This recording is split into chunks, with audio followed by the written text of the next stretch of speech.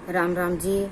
जिंदगी की किताब में आपका स्वागत है। अब मैं आप लोगों को कथा सुनाने वाली हूँ। इसमें आषाढ़ मास की कृष्ण पक्ष की योगिनी एकादशी का महत्व बताने वाली हूँ। युधिष्ठिर ने पूछा, वासुदेव, आषाढ़ के कृष्ण पक्ष में जो एकादशी होती है उसका क्या नाम है? कृपा करके उसका वर्णन कीजिए। भगवान श्री कृष्ण बोले, नृपश्रेष्ठ, आषाढ़ के कृष्ण पक्ष की एकादशी का नाम योगिनी है। यह बड़े बड़े पातकों का नाश करने वाली, संसार में डूबे हुए प्राणियों के लिए यह सनातन नौका के समान है। तीनों लोकों में यह सारभूत व्रत है।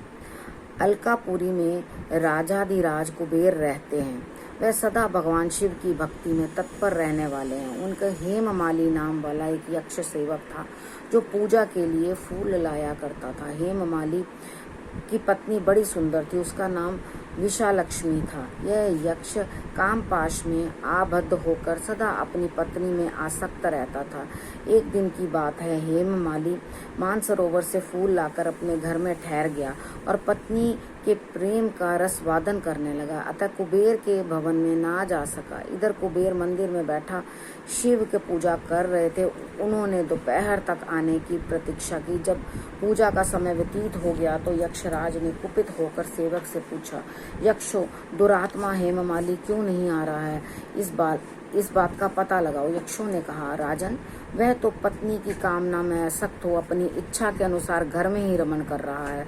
उनकी बात सुनकर कुबेर क्रोध में भर आए और उन्होंने हेममाली को बुलाया। देर हुई जानकर हेममाली के नेत्र भय से व्याकुल हो रहे थे। वह आकर कुबेर के सामने खड़ा हुआ और उसे देखकर कुबेर की आंखें क्रोध से लाल हो गईं। वे बोले, ओ पापी, ओ दुष्ट, ओ दुराचारी, तूने भगवान की अवहेलना की है। अतः कोढ़ से युक्त और अपनी उस प्रियतमा से वियुक्त होकर इस स्थान से भ्रष्ट होकर अन्यत्र चला जा। कुबेर ने कहा।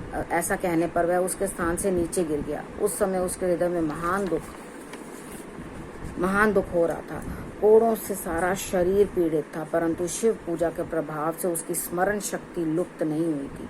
पातक से दबा होने पर भी वह अपने पूर्व कर्मों को याद रखता था। तदंतर इधर उधर घूमता हुआ वह पर्वतों में श्रेष्ठ मेरु के शिखर पर गया। वहां उसने तपस्या के पुंज मुनिवर मार्कंडेय जी का दर्शन हुआ। पाप कर्म यक्ष ने दूर से ही मुनि के चरणों में प्रणाम किया। मुनिवर मार्कंडेय उसे भय से कांपते हुए देखकर परोपकार की इच्छा से निकट बुलाया। कहा, तुझे कोढ़ के रोग से कैसे दबा लिया? तू क्यों इतना अधिक निंदनीय जान पड़ता है?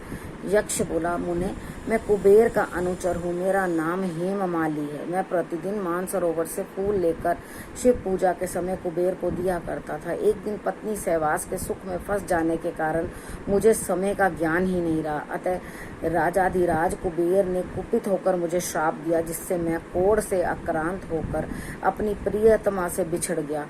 मुनि श्रेष्ठ, इस समय किसी शुभ कर्म के प्रभाव से मैं आपके निकट आ पहुंचा हूँ।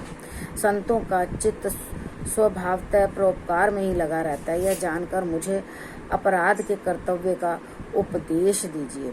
मार्कंडेय जी ने कहा, तुमने यहाँ आकर सब सच कहा है, सच्ची बात कही है, असत्य भाषण नहीं किया। इसलिए मैं तुम्हें कल्याणप्रद व्रत का उपदेश करता हूँ। तुम आषाढ़ के कृष्ण पक्ष में योगिनी एकादशी का व्रत करो। इस व्रत के पुण्य से तुम्हारा कोढ़ निश्चय ही दूर हो जाएगा। भगवान श्री कृष्ण कहते हैं, ऋषि के वचन सुनकर हेममाली दंड की भांति मुनि के चरणों में पड़ गया। मुनि ने उसे उठाया। उससे उसका बड़ा हर्ष हुआ। मार्कंडेय जी ने उपदेश से उसे योगिनी एकादशी का व्रत किया, जिससे उसके शरीर का कोढ़ दूर हो गया। मुनि के कथानुसार उस उत्तम व्रत का अनुष्ठान करने पर वह पूर्ण सुखी हो गया। निपश्रेष्ठ योगिनी का व्रत ऐसा ही बताया गया जो 88,000 ब्राह्मणों को भोजन कराता है। उसके समान ही फल उस मनुष्य को भी मिलता है जो योगिनी एकादशी का व्रत रखता है।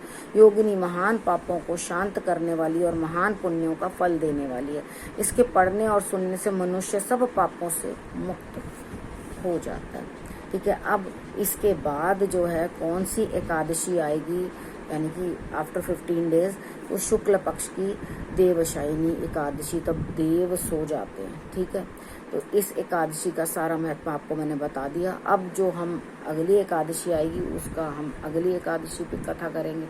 ठीक है। अब आप लोगों ने क्या करना है, जब व्रत रखा है या व्रत नहीं भी रखा तो भी अगर आप कथा सुनते हो तो आपको उत्तम फल की प्राप्ति होती है, जैसे कि कथा में मैंने आपको बताया। यानी कि बड़े बड़े पापों का जो है एकादशी जो है क्षय करती है। तो ये बहुत एक, जब आपके पाप जो हैं घटने लगते हैं, आपके पाप हटने लगते हैं, आपने उसका प्रायश्चित कर लिया, तो यहाँ पर ये एकादशी का व्रत इसी तरह से होता है कि आपने प्रायश्चित कर लिया, ठीक है। यहाँ पर जब आपने प्रायश्चित किया उस चीज़ का, तो वो पाप जो है आपके क्षय होते जाते हैं, खत्म हो जाते हैं और आपके लिए पुण्य उदय होते हैं। तो यहाँ पर आपने अपने पुण्यों को बढ़ाना है। अब भी आपके लिए कोई कुछ नहीं बिगड़ा, चाहो तो आप अपने पुण्य कर्म करो, किसी के साथ छल कपट बुराई, किसी के साथ गलत कार्य, किसी की चीज़ों को नुकसान पहुंचाना या किसी को किसी भी प्रकार से आहत करना छोड़ दो, और उसके बाद आप देखोगे आपके लिए किस तरह से जो है पुण्य आपके उदय होने शुरू हो जाएंगे। यानी कि यहाँ जो आप पुण्य करोगे वो भी तो कलेक्ट होंगे ना, वो कलेक्ट होके वो भी तो ऐड ऑन होंगे। ऐसा तो है नहीं कि आपका सिर्फ एक ही जन्म है। हमारे धर्म में जन्म जन्मों का जो है हम लोग वर्णन करते हैं, ठीक है। और ये सत्य है, बिल्कुल, ये बिल्कुल सच्ची बात है, इसके अंदर कोई अतिशयोक्ति नहीं है, ठीक है। अब इस विषय को यहीं करती हूँ समाप्त। अगले विषय के साथ फिर से आपके पास आऊंगी, तब तक के लिए नमस्कार।